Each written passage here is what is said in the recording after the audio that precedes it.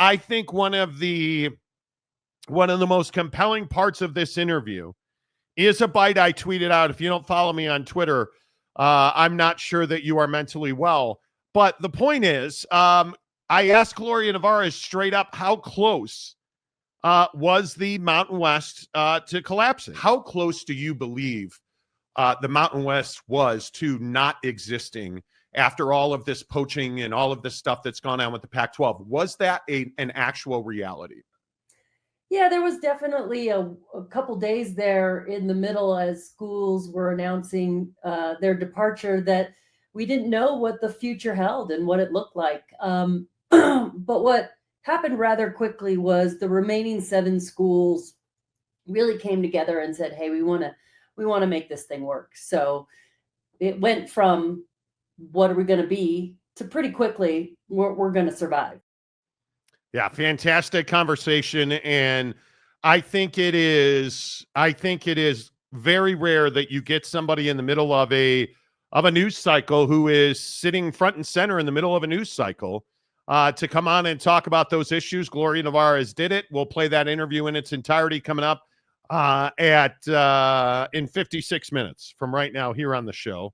But I think one of the bigger issues is, and one of the things I see on social media all the time, has Gloria Nevarez done a good job for the Mountain West? And when we look at these larger conversations, and certainly next hour we'll get into it, I don't know how you come out of the situation that Gloria and the Mountain West found herself in a better position than they are now. I mean, they certainly have taken the hammer back from the Pac-12. She's going to talk about where they are in their media rights deal. She's going to talk about, one of the things that I think is a really interesting question is, should the Mountain West have done a scheduling agreement? And her answer really changed my opinion about how this thing all came together and what the Mountain West was doing.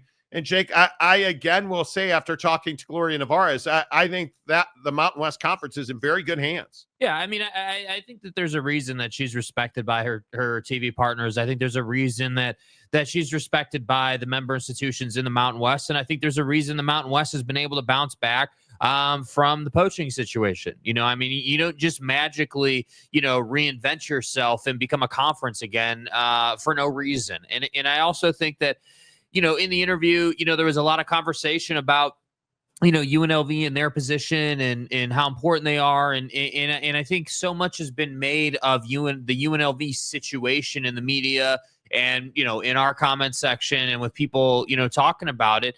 And so, yeah, I mean, I think she's done a great job in keeping UNLV, getting the conference back together. You can really ask for much better. And I think the ability to go out and get a TV deal, a new media rights deal, when that happens, will really solidify her as a really good operator at the G5 level. Yeah, I think the front office sports interview that Teresa Gould did last week, I just don't know where this situation comes to a head, but we'll talk a lot about that next hour on the show.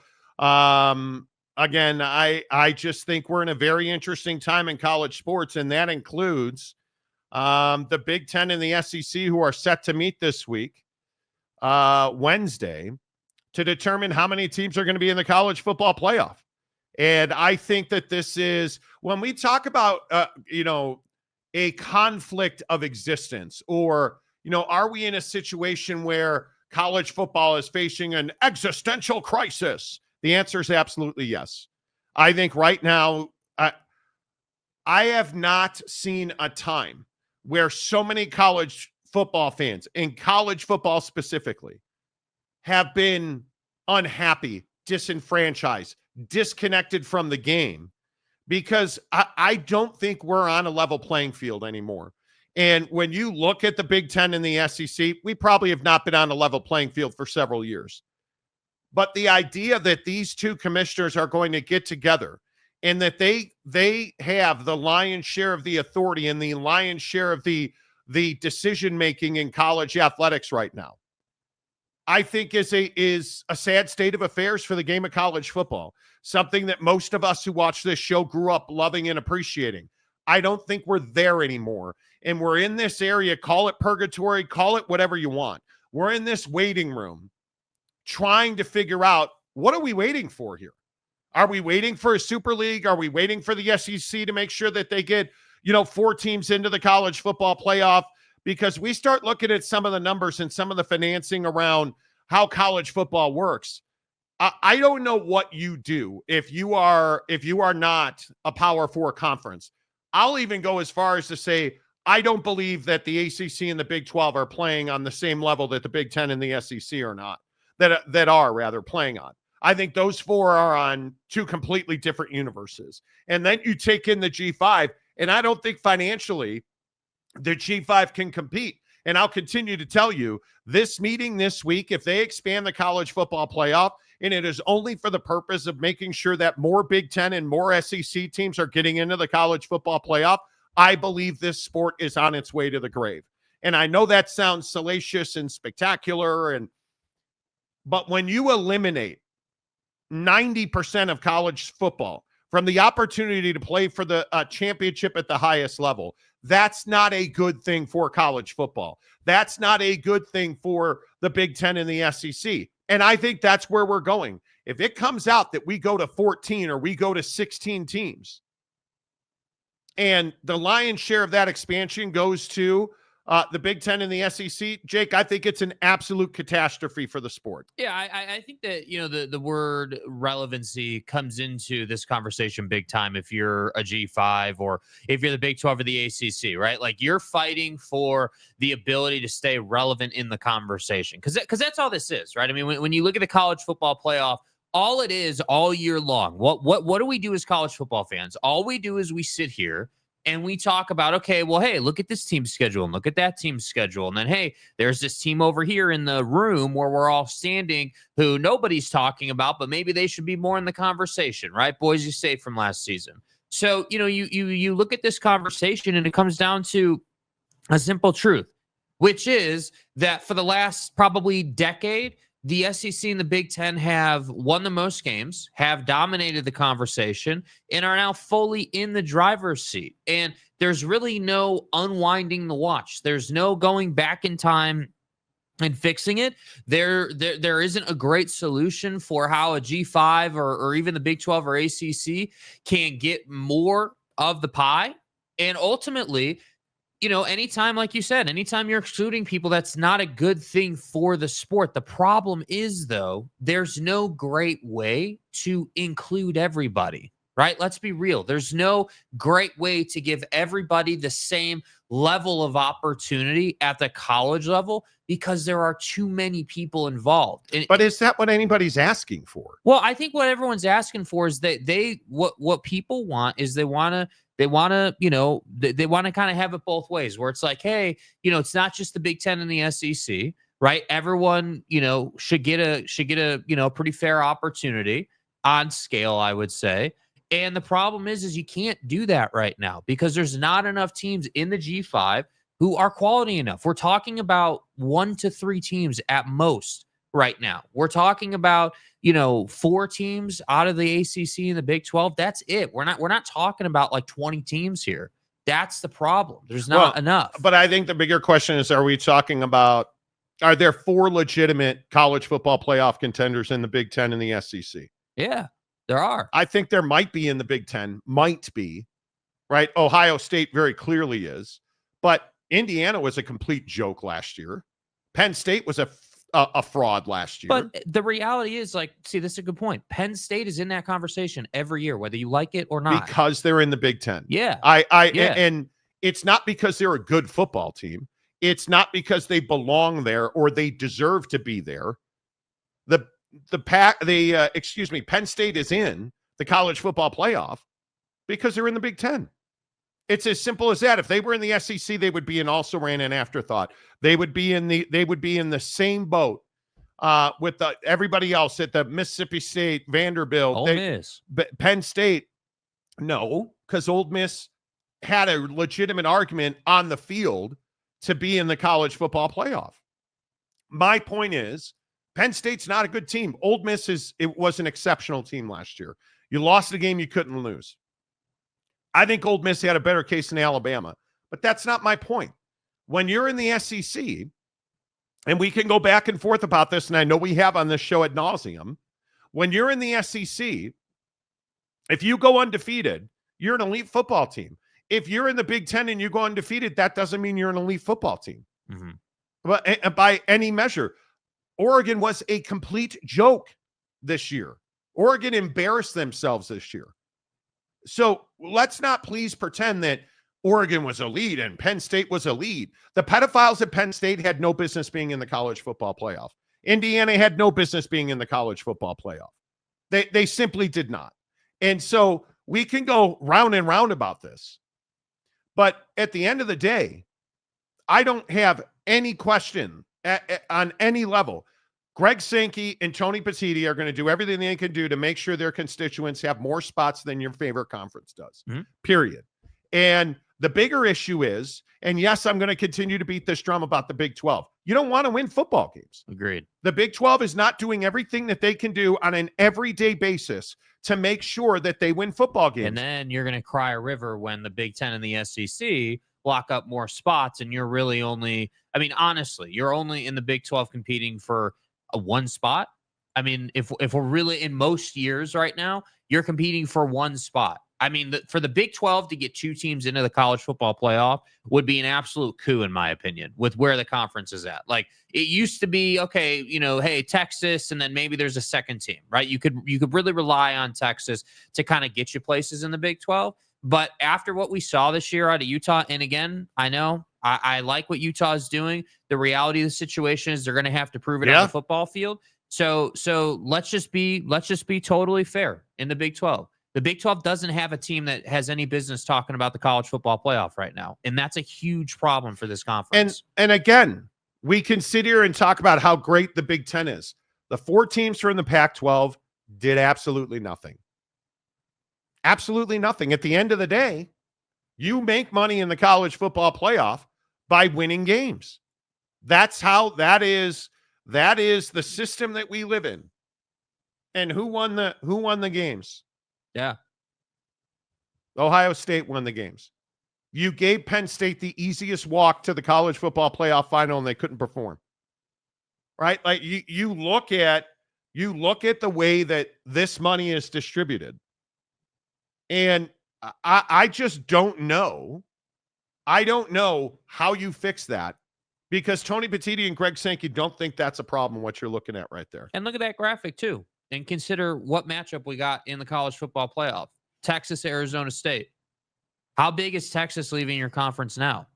Because if Texas was still in the Big 12, we'd be having a different conversation. But they're not. They're in the SEC. I think the meetings that are happening this week with the Big 10 and the SEC they're transformative, because they're not meeting simply because they miss each other and they want to be in the same room.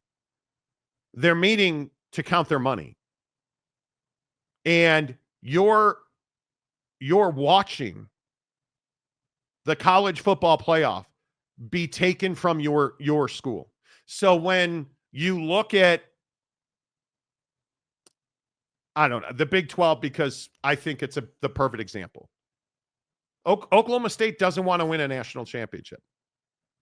They're not interested in competing at the highest level of college football. Baylor is not interested in competing at the highest level in college football. Arizona is not interested in competing at the highest level in college football. They're not. We can go up and down this conference. Most of the universities in this Big 12 conference are not willing to do what it takes. They don't have the intestinal fortitude to do what it takes to win at the highest level. And until that changes, this conference is going to be an afterthought, an also-ran. And when you're looking at an average-ass conference in the Big 10, and I will continue to battle on this.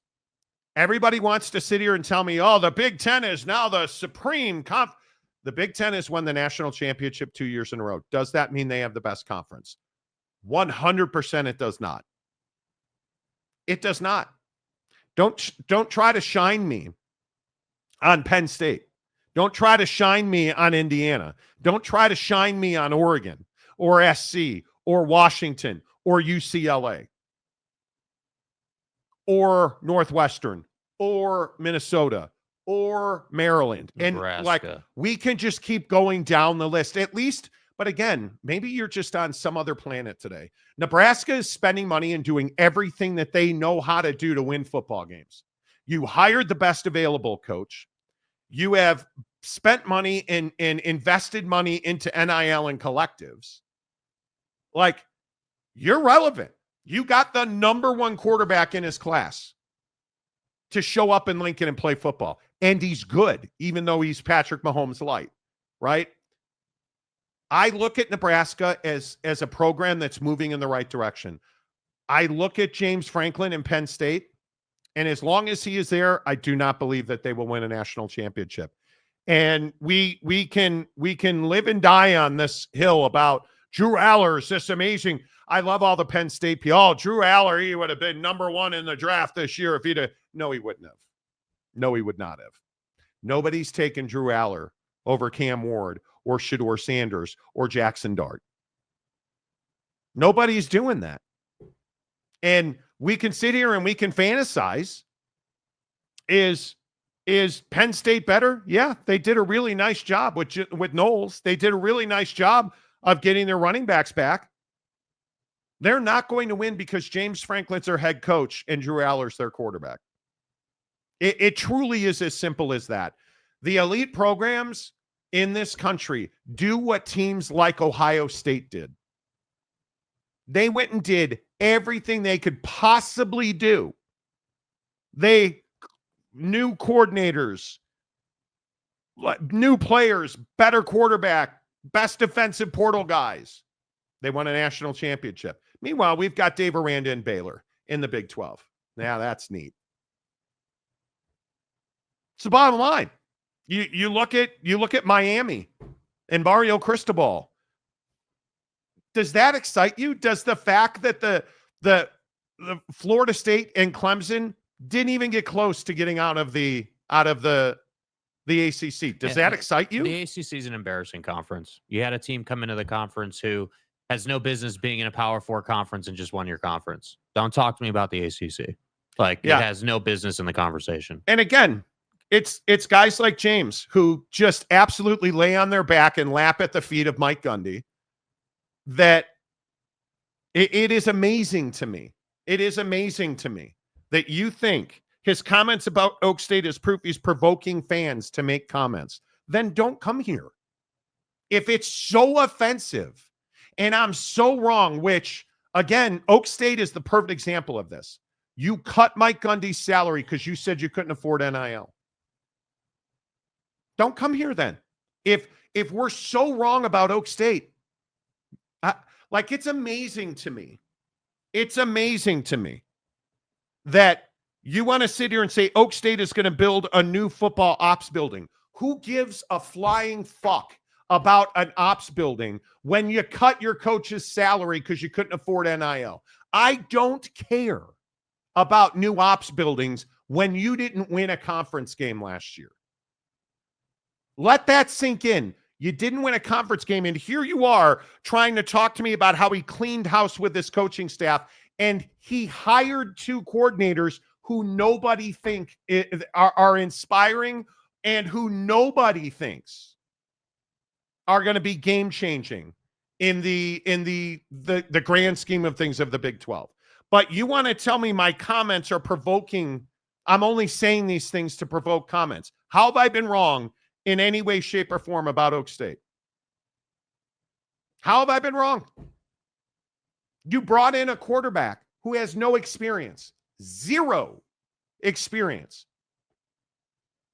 Oh, Alan Bowman, best wide receiver room in the. It's the Big 12. You're not winning. You're not winning. You did nothing in the portal. You did nothing with your coaching staff except cut their salaries. And you have all the assets and resources you want. Congratulations on building that building. I'm here for it today. Yeah. I'm here for it today. I'm tired of the Big 12 fan who routinely beats down my DMs on, now it's everybody on TikTok. Oh, well, why don't you like Avery Johnson? He's a phenomenal, like I'm talking to this guy, Kevin, who's a K-State alum. He's a phenomenal guy. I'm sure that Avery Johnson is a really nice dude. In fact, I am quite convinced of it.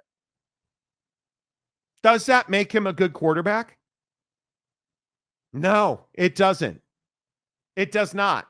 And I'll continue to tell you until the Big 12 conference wants to make a decision that they're going to do everything they can do.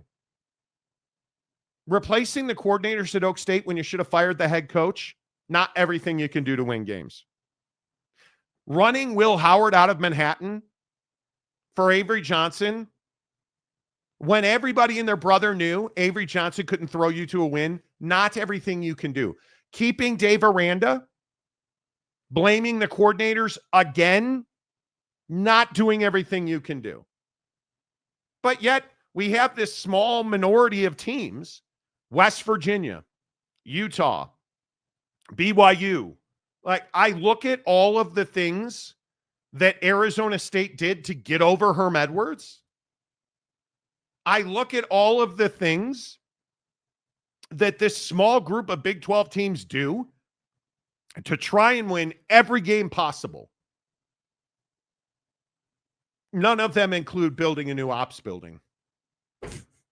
None of them. None of them include any of, but like the reason win games, man. You understand that like you're sitting here defending a program that essentially, I mean, saying they lied is strong, right? Like they didn't lie, but you said the reason you cut Gundy's salary was to pay for NIL, not because you didn't win a conference game, right? Like it allegedly didn't have to do with his performance. It had to do with paying for NIL. When $1.5 million is a drop in the bucket in NIL, like that's not, like, with all due respect to college football fans of Oklahoma State and you, James, that's not like massively different. Like you may get a couple of guys here and there with $1.5 million, but when we talk about like big time NIL money and like making a true difference, we all know that the big time NIL guys are making $1 million a piece. You don't have to like, if we're going to truth tell. Oklahoma State and Utah, for that matter, yeah, absolutely decimated this league last year. Absolutely crippled the Big 12 last year. Oklahoma State didn't have a bad season. They had one of the worst seasons in the history of Oklahoma State football. And then as a reaction to that, you cut the coach's salary and you hired 2 also-ran coordinators. And you did nothing in the portal. like you're trying to make it out like they gutted the whole program and are starting over, which is what they should have done. But that's not what they did. That's not what they did. And we can sit here and we can talk about Haas Henschy putting on a 10-gallon hat and, you know, doing his guns up thing. Hey, that's really cool, kid. I hope that he is the best quarterback in the history of Oak State football. Who's he going to throw the ball to? Who's going to run the ball? What are they going to do on their offensive line? Did I mention they lost their 2 best defensive players and didn't replace them? I mean, when's the last time Mike Gundy developed an inexperienced quarterback at Oak State? When is the last time you brought in a quarterback, portal or otherwise? When is the last time Mike Gundy developed a quarterback at a very high level?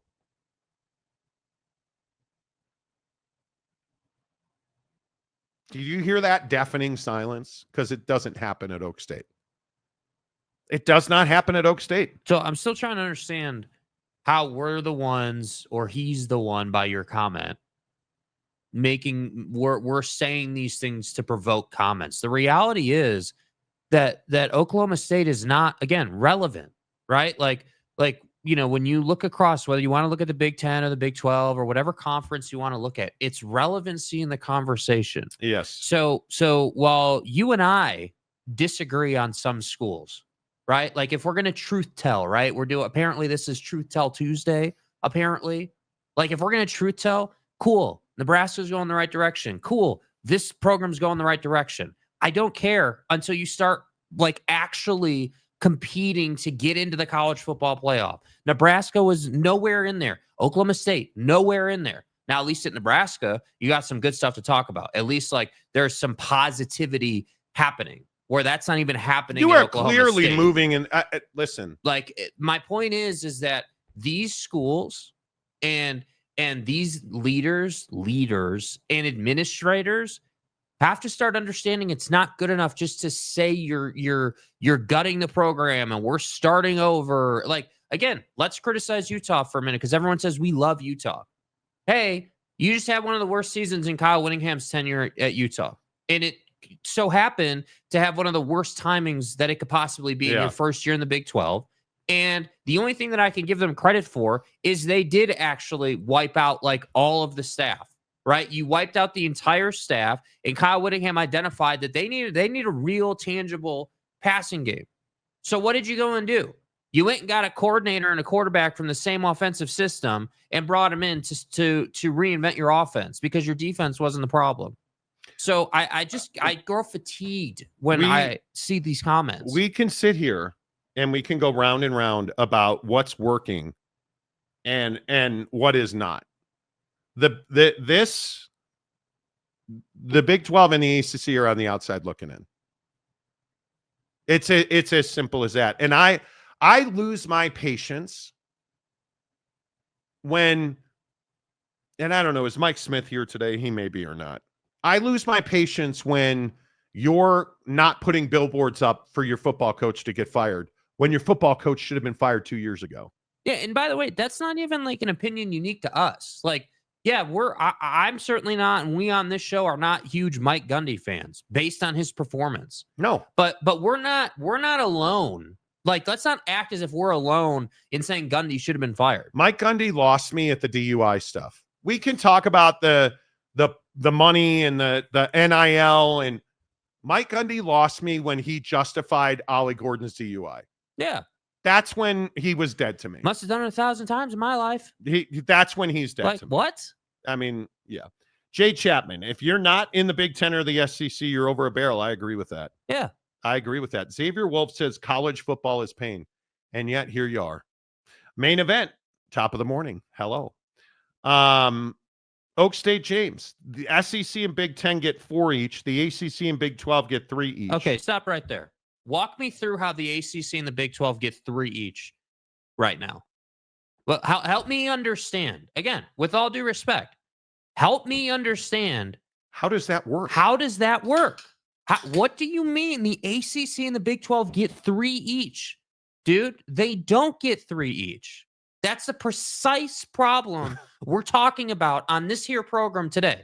That the Big 10 and the SEC are meeting, and they're going to get, if they get their way, in the college football playoff, which, again, what's the best determinant of what's going to happen? Well, what's happened in the past, right? So if college football continues to trend the way it has, the SEC get this through your head, are pushing for 4 each at a minimum, if not 5. At a minimum. So stop telling me that the Big 12 is fine. Like, because that's essentially what you're doing here today. Like, let's be on the same page. You're essentially saying the Big 12 is fine, and the Big 12 and the ACC are going to get 3 each, and then the G5 is going to get 1 each. Like, no, it's not, dude. That's not the reality. I think what we will eventually wind up with is a place where I think I could imagine 14. What are you going to do with 16? How early are you going to start? If you go from 12 to 16, that's, you're building in weeks more of the college football playoff.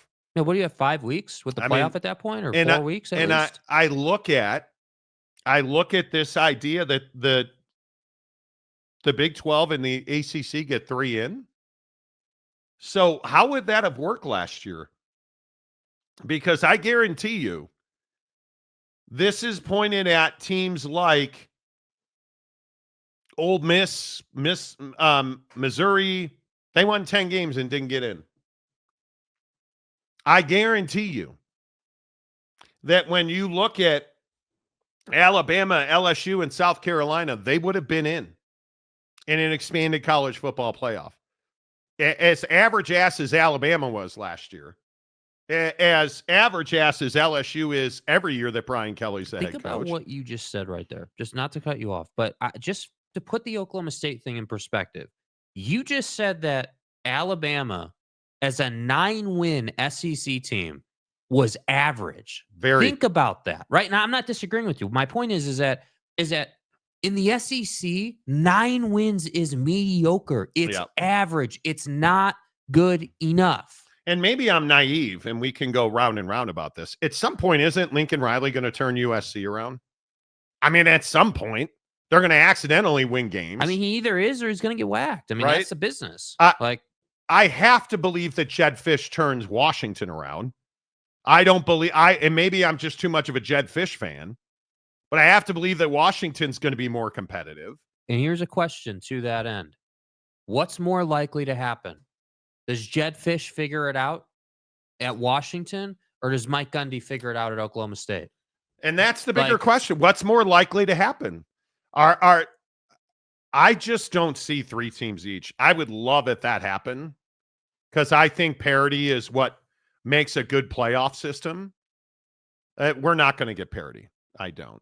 San Diego State, Glenn. San Diego State now has R1 university status. Last week was a good week on multiple fronts. Yes, it was. That's a big deal. That's a lot more money. That is a lot more money. Daniel Dixon, Big 10 and SEC get 4 teams in and force Notre Dame into a conference or get left out. That's not happening. Yeah, that's just not factually accurate. It's not going to happen. Big Papa War Machine. The Big 10 and the SEC stack their conferences with the biggest brands, then cry it's too hard. So then they go and change the system again. This is a problem artificially created by conferences. 12 open spots, and if 10 SEC schools make it, then fine. Exactly. And the problem is, Exactly. like you are not wrong with that take right there. I completely agree.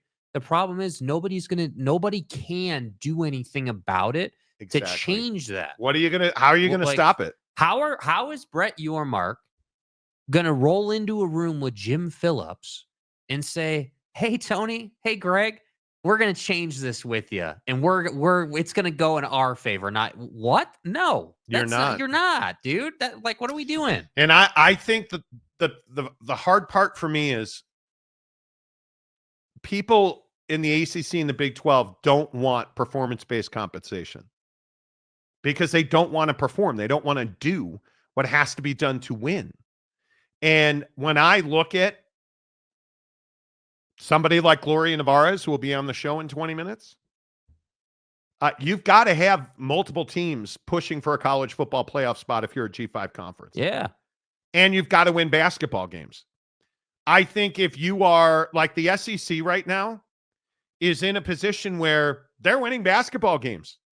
One of probably the best basketball conference in the country right now. And they're winning football games. And they're about to make more money on the college football playoff going forward. So it's not just, and I continue to beat this drum, it's not just football.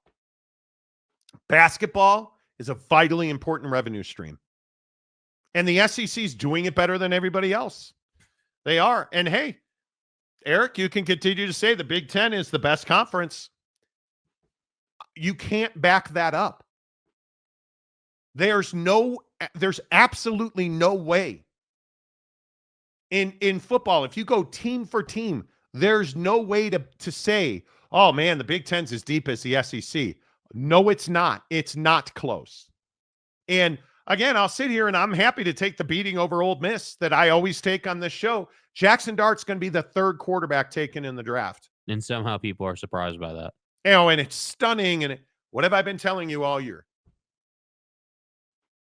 What have I been telling you about Tennessee's defense? What have I been telling you about Ole Miss's defense and Jackson Dart on offense? Do they win the games they need to win? They did not.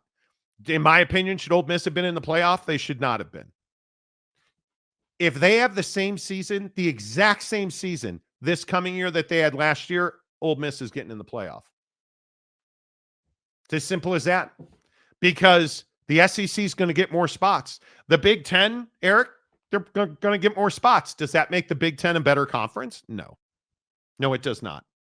And we can continue to to go round and round. Notre Dame doesn't have to join a conference. As much as all of you dirty non-Catholics think they should, sitting on a plane, coming back from Seattle the other day, nice Catholic woman sitting next to me, huge college football fan. What's the first thing she said? Why do you think Notre Dame won't join a conference? It needs to happen. God bless. And I said, well, why do you think it needs to happen?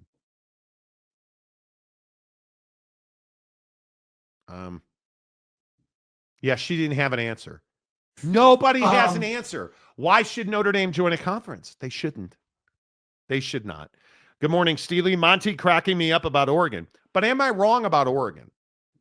And again, Oak State James or whoever fan base I pissed off today, tell me I'm wrong about your team. How am I wrong about your team? I don't have the emotional build an IPF to block the mountains that you guys do. Yeah. I don't have that problem.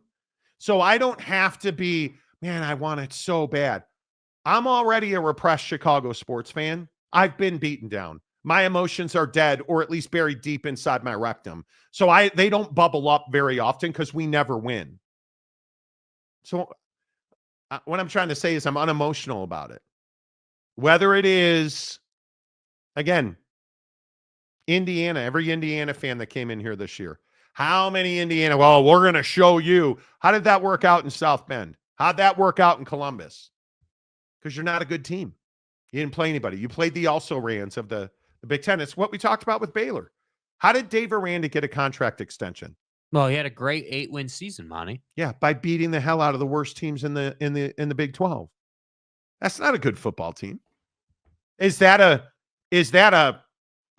team that can compete in the Big 12? Yes. Is that a bar for being a good football team? No, it's not. Unfortunately for the Big 12, it's not. If I said to you, the best team, who was the best team in the Big 12 last year? Arizona State, Colorado, BYU, any of those teams competing to win the Big 10 or the SEC? Nope, they're not. And again, you don't have to like it. It is what it is. There's Mike Smith. Oak State hates America. I believe they do. And look, I feel bad like piling on James, but the irrational, like most times, James, I think you're so over the top, out of touch, just completely wrong about Oak State. Like we could sit here and we could list the things you've said. You know, Alan Bowman, greatest quarterback ever. Yeah. Turns out not. Ollie Gordon, Heisman Trophy. Turns out not. Running stairs will be good enough. Turns out it wasn't. Best wide receiver room in the country anybody's ever seen. Not close. Not close. Yeah, I just think that you get yourself in trouble when you say stuff like, hey, they're committed to winning football games at the highest level because they're building a building. No. Like, I'm sorry, dude. That just doesn't, that's not how it works. Harry Austin, our great San Antonian. Hey, Jake, what if the Pac-12 was still around? Well, they are. Can we stop with the what if? The question is, how do we move forward? When at this time, the system is rigged for two conferences. The reason that I brought up the what if with Texas is because that graphic looks a little different if Texas was still in the Big 12. And my point was that, hey, you know Texas isn't in your conference anymore, and you haven't done anything about it. And yet we're still sitting here justifying, Mr. Clean and the mullet in the Big 12. Like, we're crying poor in the Big 12, but you haven't done anything to change it. It's the Oklahoma conversation. Yeah. You didn't want to play Oklahoma, and the Big 12 is not going anywhere. The Big 12 is well heeled. The Big 12 is in good shape. The Big 12 has a ironclad grant of rights. But somehow our comments are only being made to provoke people. Yeah. Like, come on, dude. But that's all we do on this show. Monty loves him some Ole Miss, who have won nothing. I agree. The Big 10 and the SEC are all about the elite teams, not the depth. No, contrary. See, that's just not correct, dude. I totally disagree with that. Depth absolutely matters because those two teams want 8 of what I think is going to be 14 teams in the college football playoff. Do some math. That's over half. They want. I could see a world where if you go from 12 to 14. And each of your conference champions gets in with the highest rated G5 getting it, highest ranked G5. Right? So that's 5 teams guaranteed. So now we have 9 spots left. Do you really think that Big 12 and the ACC are going to get 6 of those 9 spots? Why would they expand why would the SEC and the Big 10 move to expand the college football playoff if they were going to give up more spots? Not get more spots, not make more money. Would they expand to give the ACC and the Big 12 more access? Can't say they would. Can't say they would. San Diego State Glenn, what? No per don't mention? Dude. It's funny. Where did the lady on the plane go? Oh, West Lafayette's such a nice little town. And when she said she went to Purdue, I said, you mean Perdon't, right? She did not appreciate that. She did not appreciate that.